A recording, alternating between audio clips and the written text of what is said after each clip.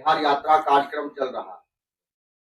हम लोग यात्रा के 5वें चरण के दरमियान कल 21 नवंबर से शेखपुरा जिला से शुरू हुआ है और कल रात्रि विश्राम आज जमुई जिला में हुआ है। यहाँ हम लोग किसी के बाद फिर अगला नवादा जिला जाएंगे।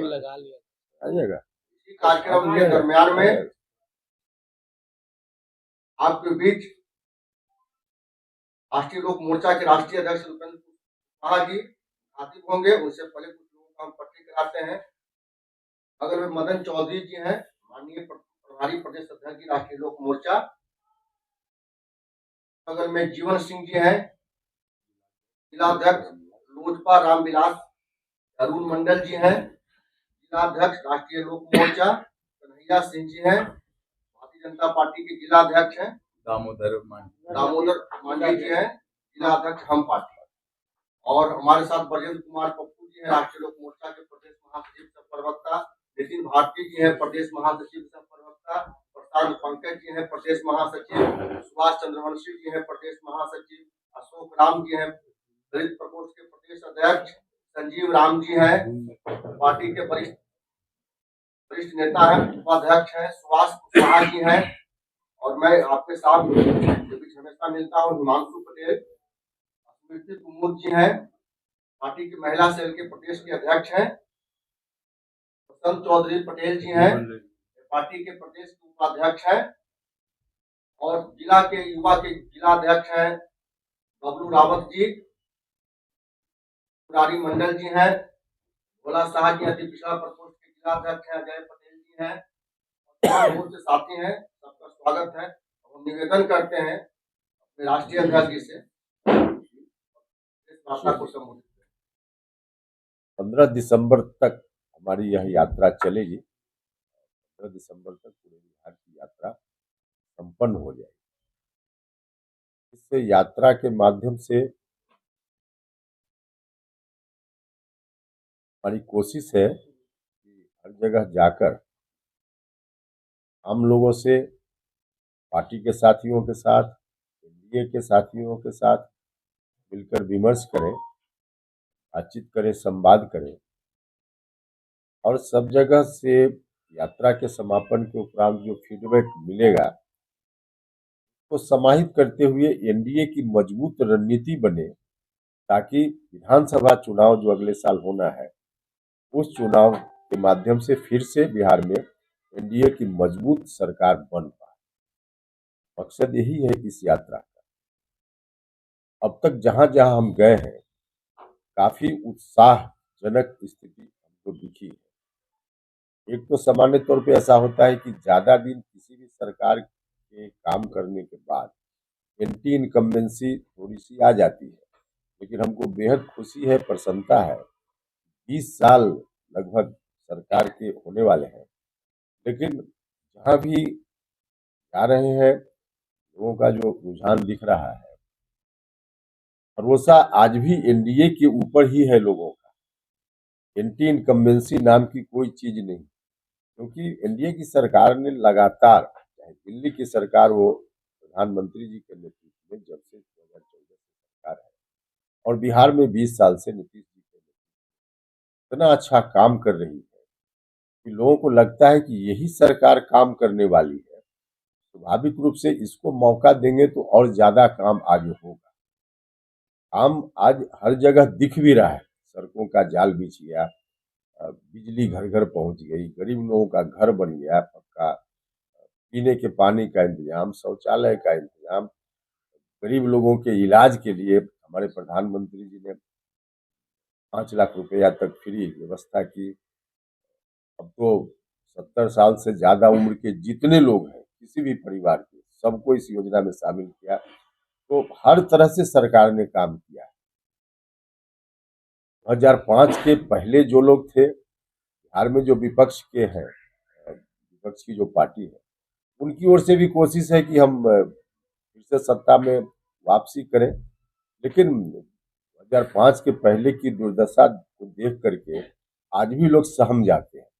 वैसी परिस्थिति में इन्हीं कारणों से लोगों का रुझान, भरोसा जबरदस्त रूप से एनडीए के ऊपर है।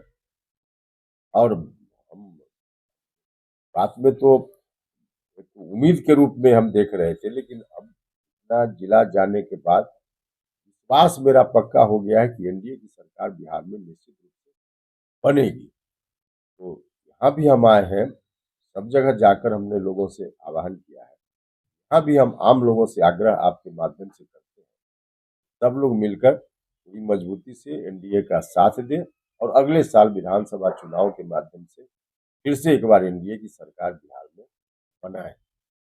यही हमारी यात्रा का मुख्य मकसद है। और मेरी ओर से के अतिरिक्त आप कोई सवाल पूछेंगे तो सर, राष्ट्रीय लोक मोर्चा क्या 2025 की विधानसभा तैयार कर रही है? हाँ, निश्चित रूप से हर पार्टी अपने अपने हिसाब से अपनी पार्टी की मजबूती के लिए काम करती है। एक तो एनडीए के बीच कोऑर्डिनेशन हो, इसके लिए माननीय मुख्यमंत्री जी ने अभी कुछ दिन पहले बैठक बुलाई थी, इसमें सारे लोग शामिल हुए थे और सामूहिक रूप से भी कुछ कार्यक्रम एनडीए की ओर से तय हो रहा है, समय पर बताया जाएगा।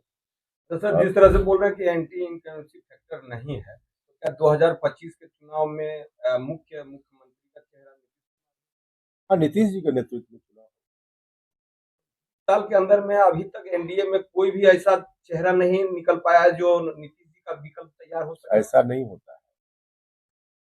आपके घर में 5 लोग किसी काम के योग्य हैं, जवाबदेही किसी एक को मिलनी है, इसका मतलब 4 लोग अयोग्य हो गए ऐसा तो नहीं है, और 5 लोग योग्य हैं तो पांचों को जवाबदेही मिल जाए ऐसा तो नहीं है व्यवहारिक स्थिति। तो ऐसा नहीं कि देखिए एक से एक लोग हैं, लेकिन नीतीश जी इतने दिनों तक काम कर रहे हैं, उनका जो अनुभव है उसके आधार पे नीतीश जी अच्छा कर रहे हैं तो स्वाभाविक रूप से आगे वही रहेंगे। कितने सीटों पे लड़ने की तैयारी है? नहीं, अभी हम उस रूप में ही हम बात करेंगे। चुनाव के कुछ पहले कितनी सीटों पर हमारी पार्टी लड़ेगी या और पार्टी लड़ेगी, कौन कौन सीटों पर लड़ेगी, चुनाव के कुछ पहले हम तय करेंगे बैठकर।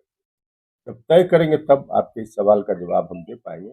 अभी तो कोशिश है यात्रा के माध्यम से राष्ट्रीय लोक मोर्चा को भी हर विधानसभा क्षेत्र में मजबूती से खड़ा करने की, क्योंकि 243 जगह मजबूती से हमारी पार्टी रहेगी, तभी चाहे हमारा उम्मीदवार हो या एनडीए गठबंधन का कोई और उम्मीदवार हो, उसको जिताने में हम अपना योगदान कर पाएंगे। इसलिए तैयारी उस रूप में सभी जगह है, लेकिन चुनाव के पहले तय करेंगे कि कहाँ कौन सी।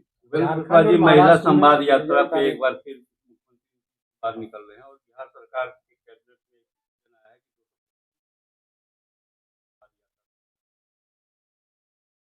कहाँ तक उचित लग रहा है? देखिए, महिला संवाद यात्रा का क्या मकसद है? सरकार अपने हिसाब से काम करती है और ये पहला मुख्यमंत्री है जो लगातार जनता के संपर्क में भी रहते हैं। जनता के संपर्क में जाने का यह भी एक कार्यक्रम है। जनता के संपर्क में जाने से फीडबैक मिलता है। महिलाओं के लिए इतनी सारी योजनाओं को चला रही है राज्य की सरकार। महिलाओं को तो हर तरह से मुख्यमंत्री जी ने पंचायती राज संस्थाओं के माध्यम से, नगर निकायों के माध्यम से हिस्सेदारी दी, सत्ता में हिस्सेदारी दी, नौकरी में शिक्षिकाएं बन रही है 50% महिला, पुलिस विभाग में जा रही हैं, हर तरह से महिलाओं को इतनी सुविधा दी है। और बाकी जीविका दीदी वगैरह हर जगह लोग काम कर रही हैं।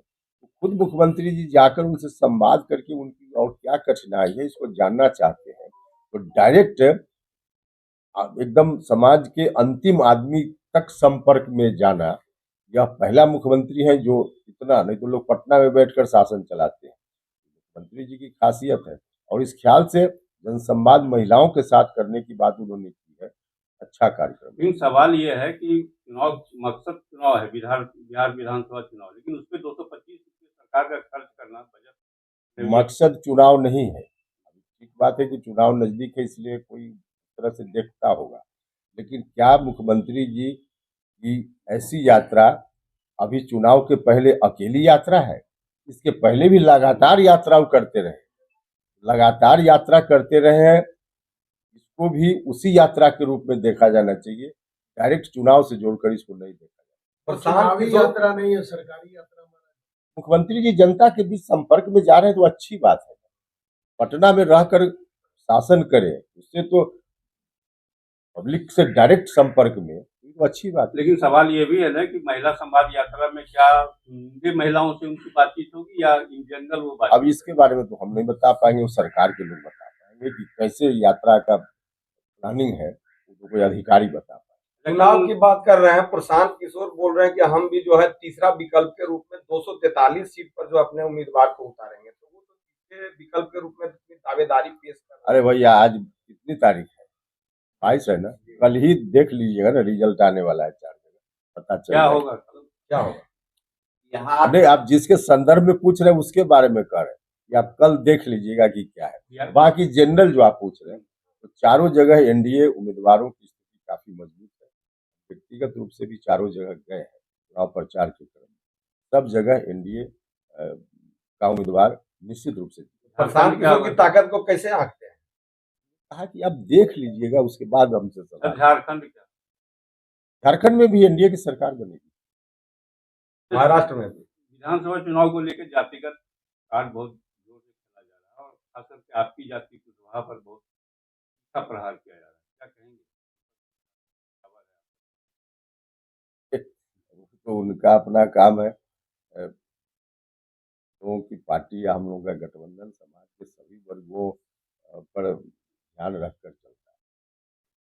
अलग से अब एक जाति को देखकर कोई इस तरह की बात करना। एक राष्ट्रीय सवाल है सर कि राहुल गांधी कल बीजेपी और अडानी को गिरफ्तार करने की मांग कर रहे थे कि अमेरिका में उनके खिलाफ अरेस्ट वारंट जारी हुआ है, वहाँ के निवेशकों से 2000 करोड़ रुपया का फ्रॉड किया गया है। देखिए, वो हमने देखा है अखबार मीडिया के माध्यम से अडानी के बारे में अमेरिका का कोई कोर्ट, लगता है कि अभी आरोप है, उस सिद्ध आरोप आगे उसमें चार्जशीट जारी हो गया। अब ठीक है, उतना हम अब उसके कानूनी पक्ष पर हम नहीं जा रहे हैं। हम यह कहना चाह रहे हैं कि जिस समय की बात कही जा रही है, उस समय जहां जहां की बात कही जा रही है कि रिश्वत देने की बात, सब जगह कांग्रेस की सरकार या विपक्ष की ही सरकार थी। तो उन लोगों को जवाब देना चाहिए कि क्या सच्चाई है। तो राहुल गांधी जी को बाकी कुछ बोलने के पहले उस वक्त जहां उनकी सरकार थी, अपने मुख्यमंत्री से बात करें, वहां की सच्चाई को जाने, फिर बात करें। तो राहुल कह रहे हैं कि अडानी ने इंडिया को हाईजैक अभी सब तो बिल्कुल बकवास है। क्या ऐसा हाईजैक कर ले कि दुनिया की कोई ताकत हाईजैक नहीं कर सकती।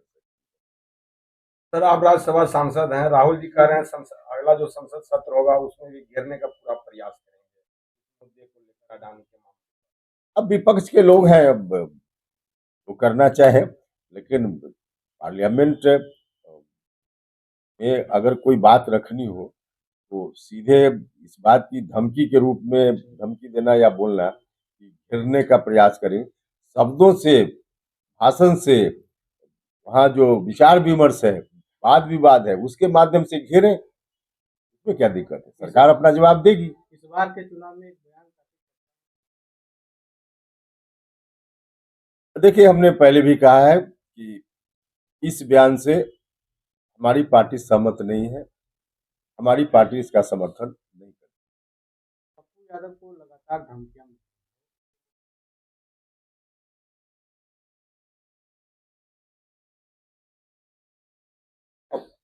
अब उस पर सरकार का काम है। सरकार वो कह रहे हैं कि सरकार हमको जो है सुरक्षा मुहैया नहीं करा रही है, बार बार हम आग्रह कर रहे हैं। अब उसके बारे में हमको बहुत जानकारी नहीं है। सरकार के लोग देख रहे होंगे क्या। गडकरी जी बोले हैं कि बिहार को अमेरिका बना देंगे।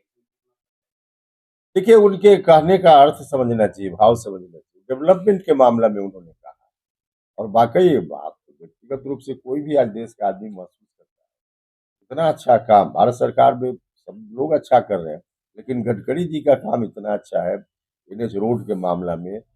अब देखिए कितना कुछ पूरे देश भर के लिए इतनी अच्छी अच्छी योजना सब गडकरी जी के रहते हुए चल रही है, इतना विकास का वो काम हो रहा है।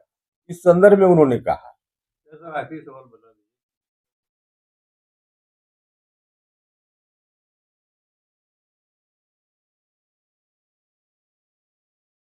अब पहले ही से सशंकित रहने की जरूरत नहीं है। लेकिन आप अब सतर्क तो हो। हमको सतर्क होने की भी जरूरत नहीं। सतर्क तो ऐसे हम आप किसी भी काम में हमेशा सतर्क रहना चाहिए, रहते हैं, वो एक अलग विषय है। लेकिन जिस विषय को लेकर आप कह रहे हैं, जब हमारे प्रधानमंत्री जी, गृह मंत्री जी हमारी चिंता कर रहे हैं, तो हमको बहुत चिंता नहीं है। तो कुछ भी आप बोल रहे हैं, तो ठीक है कि एमपी बनने में कुछ लोगों ने बाधा खड़ा करने का प्रयास किया, लेकिन फिर भी एमपी उपेंद्र कुशवाहा हो गया ना। इसलिए हम कह रहे हैं कि जब प्रधानमंत्री जी चिंता कर रहे हैं, गृह मंत्री जी चिंता कर रहे हैं, तो हमको अलग से चिंता करने की जरूरत है। प्रधानमंत्री कह रहे हैं एक है तो सेफ है, उस पर आप कहा वो सवाल का जवाब दे दिया, सवाल का जवाब हमने दिया अभी। झारखंड में चुनाव हो रहा था, मोदी को भी एक सीट दिया गया, आप एनडीए को मजबूत करने में आपके साथ सोचेगा हम सीट मांग कहा रहे थे कि सौतेला व्यवहार। बहुत धन्यवाद।